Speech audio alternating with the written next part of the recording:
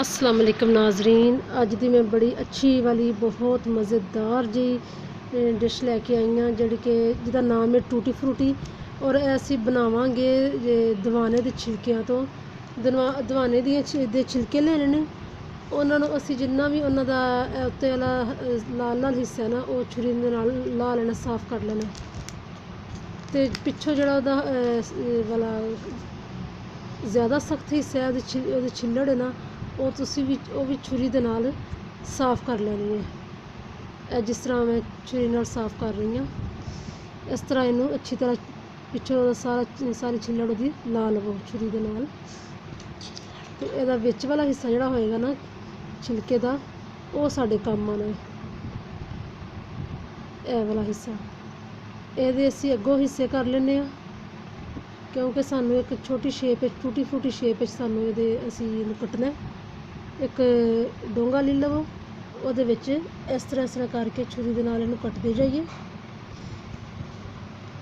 ए देखो जिस तरह मैं कट रही हाँ, बड़ी आसान रेसिपी है, बड़ी कोई मुश्किल नहीं है, ज़रा जिन्नी भी मुश्किल नहीं है, और बड़े ही मज़ेदार रेसिपी है। टूटी फ्रूटी बना लगे असी जिहड़े कि असी सारियां अपनियां स्वीट डिशां इस्तेमाल करने, जिस तरह कि कस्टर्ड हो गया, मतंजन हो गया, जरदा आइसक्रीम वगैरह, इन्हां सारियां चीज़ां च इस्तेमाल हुंदी है।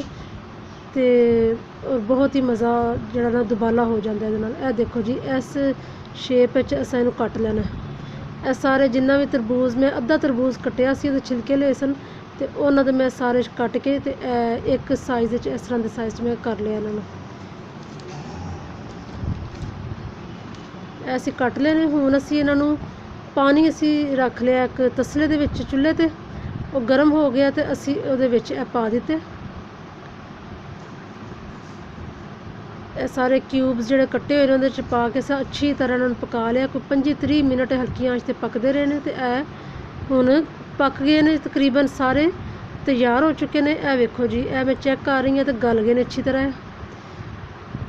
देखो बड़ी अच्छी तरह गल चुके हैं, हालांकि ये बड़े सख्त होंगे ने। दवाने का छिलका पता कितना सख्त होंदा है। तो उन्होंने अच्छी तरह हल्की आंच ते असीं गाल लिया। हुण छाननी च असीं इहनूं छान लेना ताकि पानी सारा नितर जाए। तो साडे कोल छिलके तैयार ने। हुण असीं दूसरा काम कर लगे हैं जी। एक गिलास पानी पाया, अद्धा गिलास होर पाया,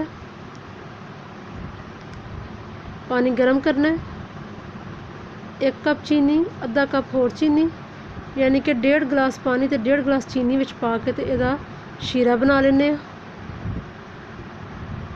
तो वो जिहड़े असां उबाल के रखे हुए सन छिलके क्यूब्स वो असीं इहदे विच पा दित्ते ने। तो इन्हां नूं शीरे दे विच चंगी तरह पका लेना। ये भी असी कोई 25-30 मिनट इन्हां नूं पकाना है शीरे दे विच, हल्की आंच ते पकदे रहन। पक गए ने। हुण असीं ठंडा कर लिया इन्हां नूं। ते 4 मैं गिलास ले ने, उन्हां दे विच मैं इन्हां नूं एक मकदार च एक जैसी मकदार च मैं इन्हां सारिਆਂ नूं शीशे दे गिलासां च पा लांगी। इस तरह करके मैं थोड़े थोड़े पांदी जा रही हाँ। नाल जिहड़ा उन्हां दा शीरा है ना वो भी थोड़ा थोड़ा नाल असीं पांदे जाना है। वो शीरे दे विच ना उन्हां नूं डुबो के रखना है।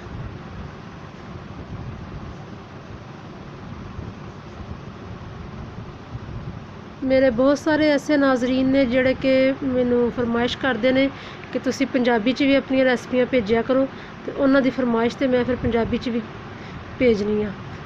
जी असीं हुण रंग ले ने, फूड कलर जिहड़े हुंदे ने खाने च पाने वाले रंग, वो असां इन्हां दे विच हुण असीं पान लगे हाँ। इहदे च मैं लाल रंग पाया है चम्मच दे नाल। चम्मच मैं अलहदा रख देना। हुण अगला मैं खुशक चम्मच लिया ते अगला गुलाबी रंग इहदे च पा दित्ता है।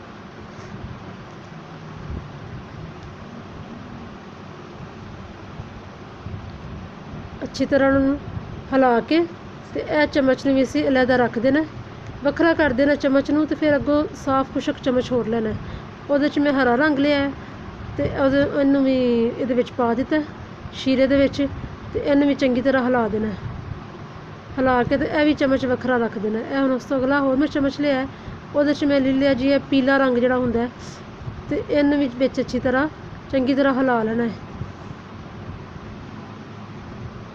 ਇਹ ਲਓ ਜੀ, ਚੰਗੀ ਤਰ੍ਹਾਂ ਹਿਲਾ ਕੇ 4 ਗਲਾਸਾਂ ਨੂੰ ਅਸੀਂ ਰੱਖ ਦਿੱਤਾ। ਇਹ ਵੇਖੋ ਜੀ, ਇਹਨਾਂ ਨੂੰ ਹੁਣ ਅਸੀਂ ਜ਼ਰਾ ਜ਼ਿਆਦਾ ਟਾਈਮ ਵਾਸਤੇ ਰੱਖਣਾ ਤਾਂ ਕਿ ਅੱਛੀ ਤਰ੍ਹਾਂ ਇਹਨਾਂ ਦਾ ਰੰਗ ਜਿਹੜਾ ਚੰਗੀ ਤਰ੍ਹਾਂ ਚੜ੍ਹ ਜਾਏ। ਅਸੀਂ ਤਕਰੀਬਨ ਇਹਨਾਂ ਨੂੰ ਕੋਈ 7-8 ਘੰਟੇ ਵਾਸਤੇ ਨਾਲ ਰੱਖ ਦਿੱਤਾ ਹੈ। ਉਸ ਤੋਂ ਬਾਅਦ ਇਹ ਹੁਣ ਮੈਂ ਤੁਹਾਨੂੰ ਦਿਖਾਉਂਦੀ ਹਾਂ ਕੱਢ ਕੇ ਕਿ ਇਹ ਤਿਆਰ ਹੋ ਚੁੱਕੇ ਨੇ। ਬੜਾ ਚੰਗੀ ਤਰ੍ਹਾਂ ਇਹਨਾਂ ਦਾ ਰੰਗ ਚੜ੍ਹ ਚੁੱਕਿਆ। ਖਾਣੇ ਵਾਲੇ ਰੰਗ ਜਿਹੜੇ ਸਨ, ਇਹ ਵੇਖੋ ਬੜੀ ਅੱਛੀ ਤਰ੍ਹਾਂ ਇਹ ਟੂਟੀ ਫਰੂਟੀ ਸਾਡੀ ਤਿਆਰ ਹੋ ਗਈ ਹੈ। ਸੁਭਾਨ ਅੱਲਾ, ਕਿੰਨੀ ਪਿਆਰੀ ਲੱਗ ਰਹੀ ਹੈ ਮਾਸ਼ਾਅੱਲਾ। ਇਹ ਵੇਖੋ ਜੀ, ਕਿੰਨਾ ਪਿਆਰਾ ਕਲਰ ਆ ਗਿਆ, ਪੀਲਾ ਰੰਗ ਬੜਾ ਅੱਛਾ ਆ ਗਿਆ। ਇਸ ਤਰ੍ਹਾਂ ਹੀ ਲਾਲ ਰੰਗ, ਗੁਲਾਬੀ ਰੰਗ, ਉਹ ਵੀ ਬਹੁਤ ਅੱਛੀ ਤਰ੍ਹਾਂ ਇਹਦੇ 'ਤੇ ਰੰਗ ਚੜ੍ਹ ਚੁੱਕੇ ਨੇ, ਅੰਦਰ ਤੱਕ ਰੰਗ ਚਲੇ ਗਏ ਨੇ। ਇਹ ਦੇਖੋ ਕਿੰਨਾ ਮਜ਼ੇਦਾਰ ਲੱਗ ਰਿਹਾ ਸਾਰਾ।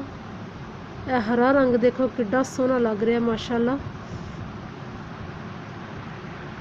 ਔਰ ਤਰਬੂਜ਼ ਦੇ ਜਿਹੜੇ ਛਿਲਕੇ ਨੇ, ਇਹਦੇ ਦਵਾਨੇ ਦੇ ਛਿਲਕੇ, ਅਸੀਂ ਉਹਦੇ ਨਾਲ ਕਿੰਨੀ ਅੱਛੀ ਇੱਕ ਡਿਸ਼ ਤਿਆਰ ਕਰ ਲਈਏ। ਔਰ ਤੁਸੀਂ ਇਹਨਾਂ ਨੂੰ ਫਿਰ ਬਾਅਦ 'ਚੋਂ ਸ਼ੀਰੇ 'ਚੋਂ ਕੱਢ ਕੇ ਅਤੇ ਫਰਿੱਜ 'ਚ ਕਿਊਬਸ ਵਿੱਚ ਪਾ ਕੇ ਰੱਖ ਦਿਓ, ਜਾਂ ਅਲੱਗ-ਅਲੱਗ ਬਰਤਨਾਂ 'ਚ ਇਹਨਾਂ ਨੂੰ ਫਰੀਜ਼ ਕਰ ਲਵੋ। ਜਦੋਂ ਕੋਈ ਸਵੀਟ ਡਿਸ਼ ਬਣਾਈ, ਕੋਈ ਵੀ ਮਿੱਠਾ ਬਣਾਇਆ, ਮਿੱਠੀ ਚੀਜ਼ ਬਣਾਈ ਘਰ ਵਿੱਚ, ਅਤੇ ਉਹਨਾਂ 'ਚ ਤੁਸੀਂ ਇਹ ਫਰੀਜ਼ ਹੋਏ ਕੱਢੋ ਇਹਨਾਂ ਨੂੰ ਬਾਹਰ, ਅਤੇ ਉਹਦੇ ਵਿੱਚ ਪਾਓ ਅਤੇ ਆਪਣੇ ਖਾਣੇ ਦਾ ਮਜ਼ਾ ਦੁਬਾਲਾ ਕਰੋ।